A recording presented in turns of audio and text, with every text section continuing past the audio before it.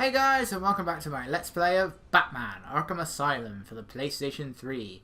In the last episode, we started chasing after Harley Quinn, and then we found out that Commissioner Gordon has been kidnapped by Frank Boles. So our first mission is to go after him. But first we have to climb up this lift shaft because Harley Quinn destroyed it. So let's head on over, shimmy along here because Batman can do that. Which I'm grateful they sped up in Arkham Knight, but also at the same time you like using it the least in Arkham Knight. Now, I was saying in the last game that I felt like this in the last part that this game is my favorite because it has the most focus. Yeah, definitely. You still have quite a lot of Batman's villains here, but not nearly as many as some of the later games.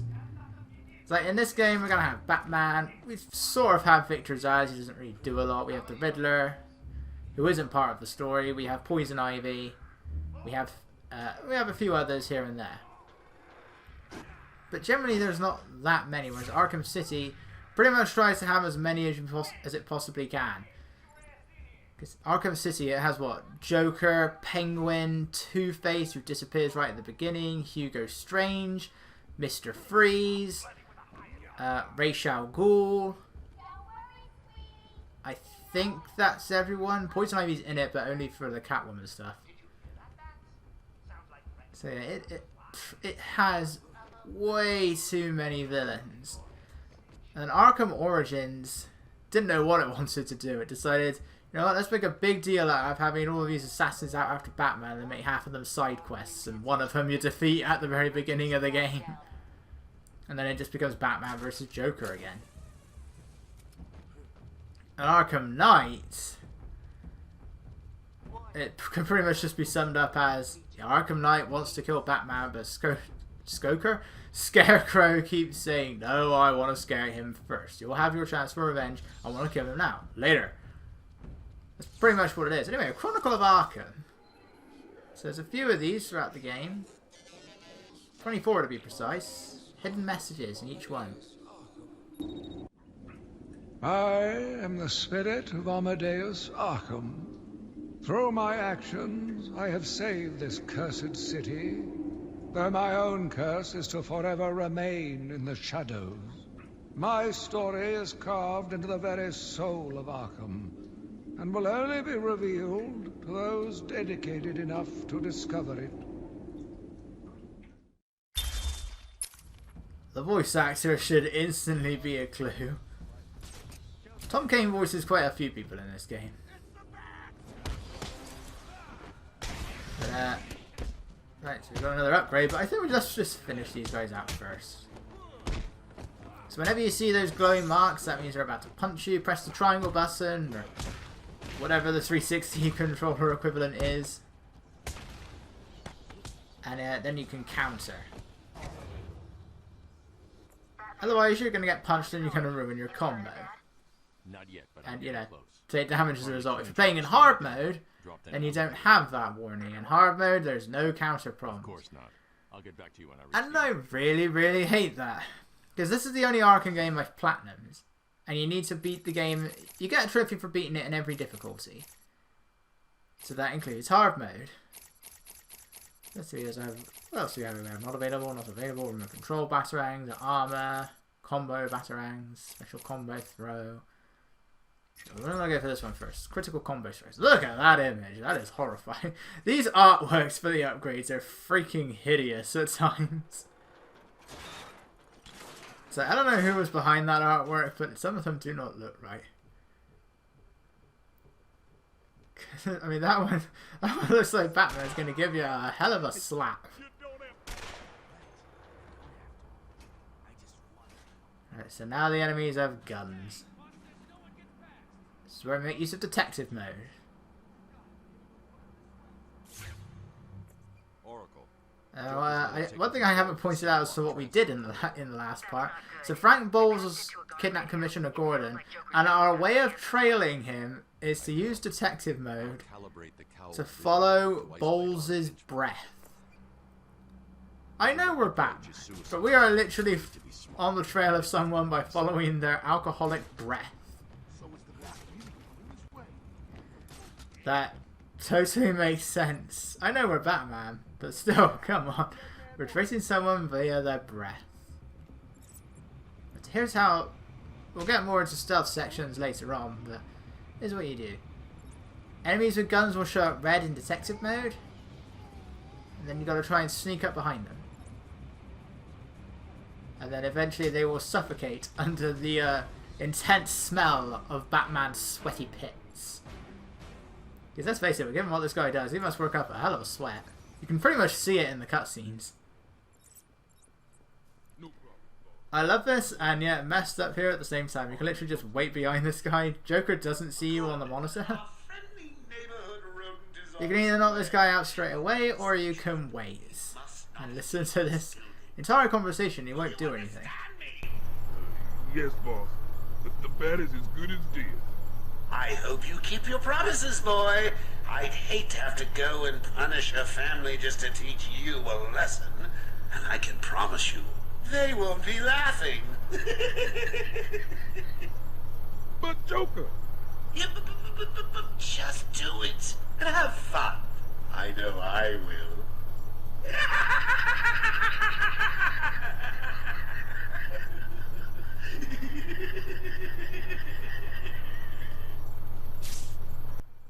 Unfortunately, here's where I messed up. I wanted to see if I could open this grate without him seeing it, but I think he automatically turns around if you do so.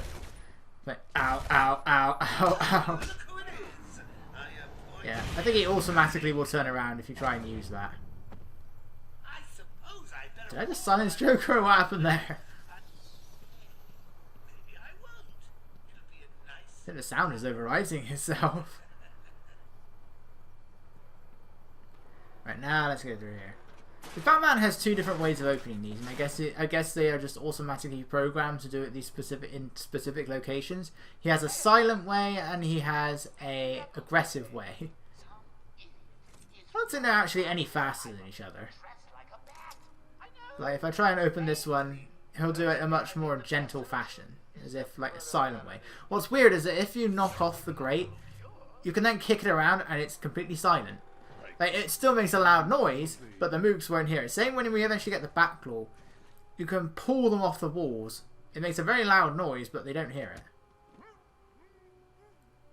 So now we have what is probably my favourite part of the entire game, the stealth sections. This one's just a little simple training one. 3 mooks, we're going to get another 3 in a minute. And at first they're pretty simple, but later on they're all going to start wearing these collars, so... Joker will then know that one of them has been taken out. And then they'll go over to where that guy has been knocked out.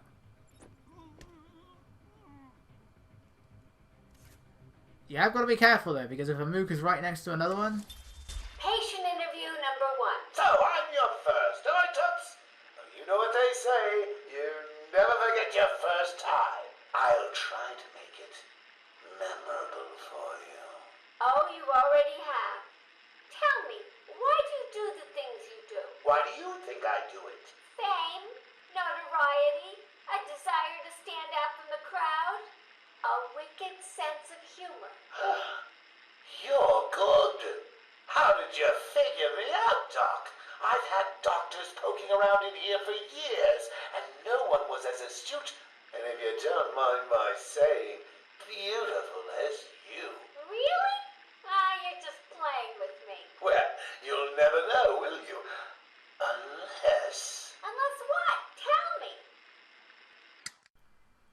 Well, that didn't take very long now, did it? I think this is based on something from the animated series, but I don't know what that is. I think it is a fairly faithful retelling that Arkham Origins will then change. For starters, she doesn't have a different voice in this game. She has a different voice in Arkham Origins. Like, she speaks a lot more normally. It makes me wonder, how the hell did she get to what she is now? She's very annoying. Yeah, if you're right next to a mook, then another mook will appear. You have got to be careful when doing the silent takedown if you're right next to another mook, because if they turn around, Batman's not going to stop until he's done with that animation. In Arkham City, you'll get the knockout smash, which is much faster. The thing is, that's loud, and you have the smoke pellet. but which you don't have any of that here. Like I said, although Arkham Asylum is more focused, Arkham City definitely beats it in terms of gameplay. It's just in terms of everything else that I just think that Arkham Asylum is the better game. Arkham Origins is too broken, and Arkham Knight has the Batmobile. I don't like the Batmobile. It's also incredibly repetitive with its missions. Yeah, Arkham Knight is fine, but it's much weaker than City and Asylum. I still think that it's better. I think it's better than Origins, but you know, I think that they did. It's nowhere near as good as City. Although I find City unfocused and I hate the Riddler stuff, I still love Arkham City. It's still up there in like my top 7 games or so, probably within my top 5. It's probably these 2 games. It's probably Asylum, City, and then the other 3 are Mario games, the Galaxy games in 3D World. And those are my top 5 games right there. See, that was me messing up again because of the change in the button layouts between Arkham Origins and Arkham Asylum and Arkham Origins. I know when you do that ground knockout thing, Batman will punch them in various places, and that includes both the butt and the balls, and that does look painful. You know, I'm not sure if that would actually knock a person out, but it would certainly end my fight.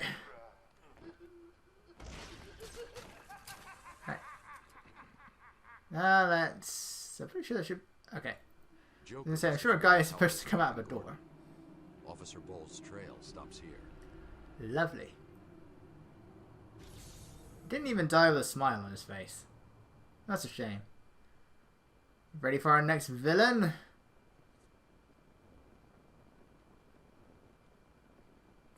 Wait a minute, there he is. Barbara, is that you? You sound sick. In fact, you sound kind of masculine. Yes, it is I, E-Nigma, the Riddler, and more importantly, your intellectual superior. My genius... I can just like imagine Batman just rolling his eyes every time he hears that. It's just, oh yeah, that E-Nigma. And his ego. Right. Our Riddler is that portrait, but I can't do anything yet. So you scan objects, you scan certain things just by holding down the detective mode button. So you do this for the riddles, and you also do this for the Chronicle of Arkham. And that's it, simple as that. That's our only mandatory one. You need to do that one to progress with the story. Everything else from now on is completely optional. And that's all the stuff we've collected. Once you have a full page of bats, you're done. So this is it for intensive treatment. Anytime you see the riddle flashing like that, that means that it's in the room you're in. So there is another riddle in this room. Every single location has a riddle where you have to align a question mark. So that's the first. So that's the one we've got to do here. So essentially the locations are, you have intensive treatment, the medical facility, there's Arkham Manor, there's the Botanical Gardens, the penitentiary, the caves beneath Arkham Island, and then you have the outside of Arkham, which I think is Arkham North, Arkham West, and Arkham East. So here's how it works. See, the dot is just underneath that giant vent on the wall. And simple as that. It can be a bit picky though when trying to line them up. That's the only thing. They're quite picky in this game. They're a bit easier to spot in Arkham City because they glow a bright green, whereas here they're blue. So the question mark kind of blends in. But there's one of those in every location. That includes all 3 of the outside Arkham areas. This guy is visually horrifying. I don't know exactly what these guys look like in the PS4, Xbox One remaster, because that's Return to Arkham. So Return to Arkham Asylum, Return to Arkham City. It's like a 2-pack. There's no Origins. There's no way of playing Origins on the 8th gen. But in some ways it looks a bit better. In other ways they messed up the lighting a bit. So I just think that the original games just feel like they have more atmosphere. But in the cutscenes, the characters just don't look right. It's like, it really does, I think in the cutscenes at least, look better than it on the older consoles than it does on the newer ones. I don't know about the rest of the game, But in terms of cutscenes, I really do think that they just look better here. They also, despite being on the next gen console, still run at 30 frames per second. They don't run at 60. Which is odd. You'd think they would run at 60. Because the PC version of this game, it does run at 60. You can use a controller. It does have a mouse and keyboard controls as well. Don't know why you want to use that. But they run at 60. Be it on Arkham Asylum or Arkham City. Kind of makes you wonder what happened. I know Origins has like a different... There's a different developer, and I hear the PC version of that was pretty bad, and then Arkham Knight. You know, the PC version of Arkham Knight is infamous for how bad it was. I don't know if it ever got fixed. I know they took it off they took it off Steam. I know WB did that, and they were offering either refunds or patches to those that bought the game. I don't know. Was it ever brought back? That I don't know. So, what the heck happened? Just look, you can see Batman's jawline and everything on that cowl. It looks really freaking tight. We'll actually see Jack Ryder when we get to Arkham City. I have no idea who he is, I just know that he is also known as the Creeper. I think it's time we head outside. Let's finally get out of this place. Sometimes I can't tell if it's the mooks have demolished the place or if it's just always looked like this because nobody's been around for ages.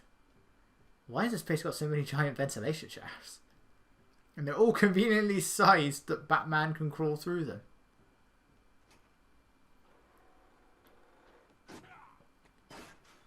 So knock this out of the way. Interesting. This is a... Why does the ventilation shaft even lead to this? Why not just out the wall of the building? Like, why does it lead to a random cave? Like, what was the design mentality when building this place? Finally, head on out. By God, the moon is... All it's missing is the Majora's Mask face on it. And you're gonna... It's like the moon is freaking huge in this game. By the way, later cutscenes will establish that it is actually supposed to be raining. You can't see it here. It is raining in Return to Arkham Origin, in Return to Arkham Asylum. It's not raining here though, except in certain cutscenes. All right. Well, we will explore more of this island next time. See you guys then.